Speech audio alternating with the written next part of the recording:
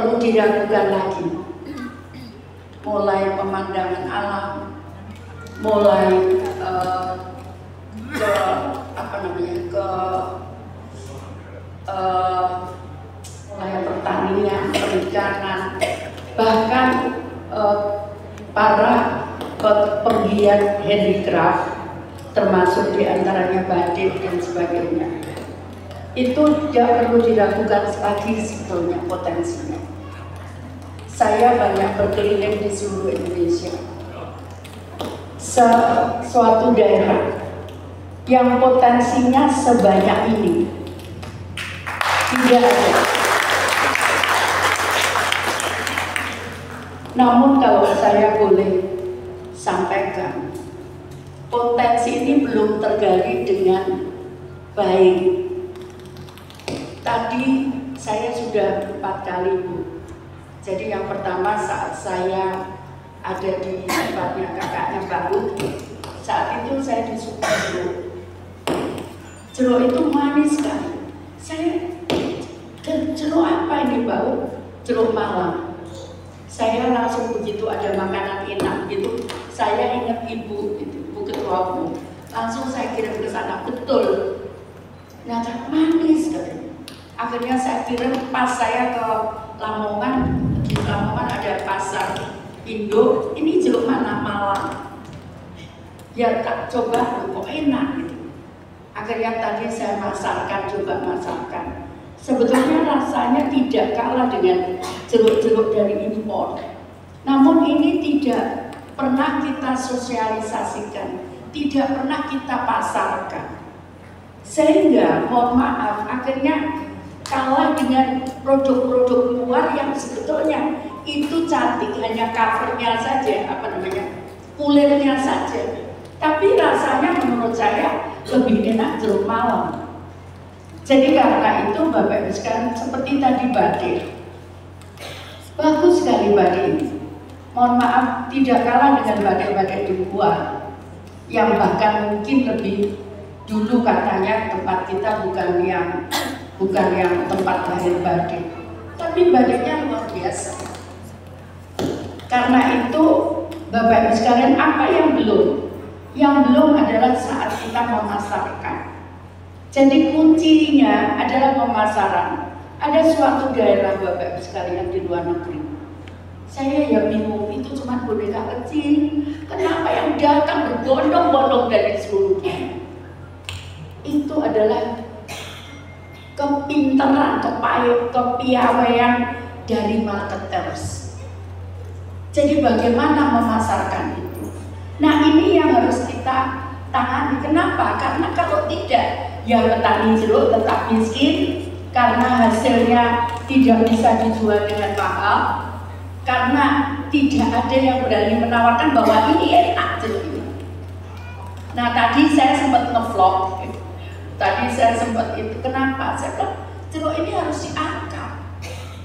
Karena kalau begitu itu laris, maka harga akan mengikuti naik, sehingga petani kita bisa lebih berdaya.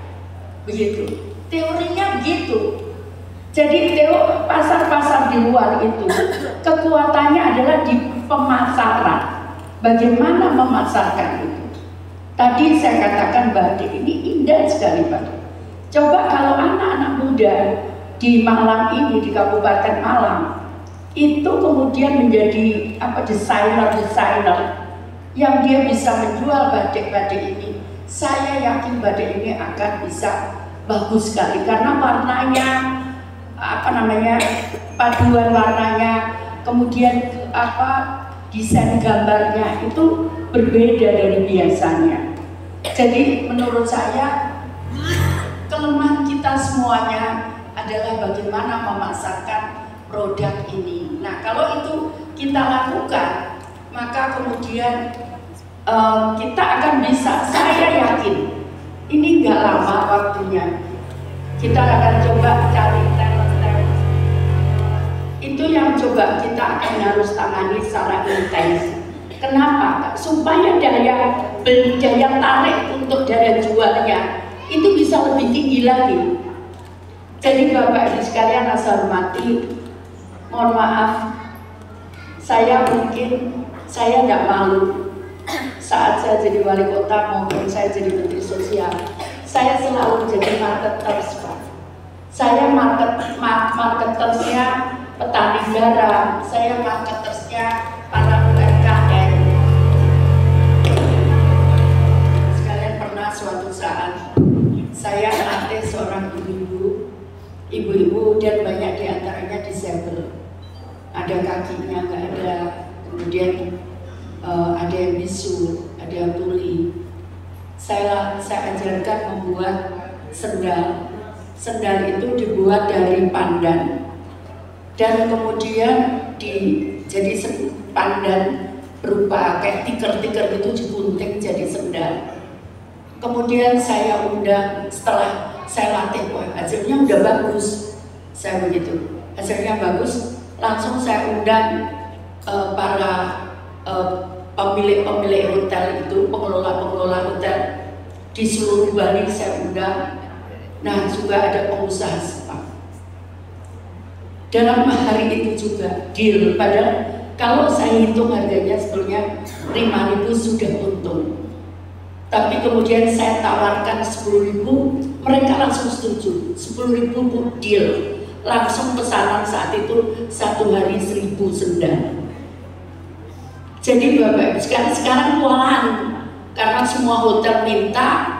Kemudian ada juga pengusaha spa yang dia usaha spanya ada di Malaysia, ada di Singapura, minta juga kewalahan si ibu-ibu ini.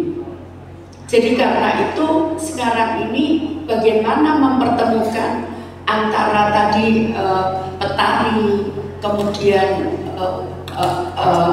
para pengrajin UMKM ini dengan pasar. Kalau itu ketemu, maka saya yakin ini akan bisa menjadi cepat untuk terutama di daerah Malang Selatan.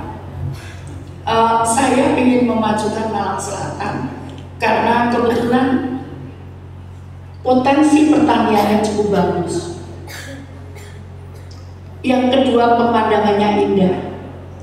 Saya tidak mau sekedar pemandangan indah. Saya berharap ke depan bisa kolaborasi dengan para penghias atau seniman-seniman ini untuk bagaimana menggodok ini bukan kelebihan Bali, bukan hanya pemandangan yang indah.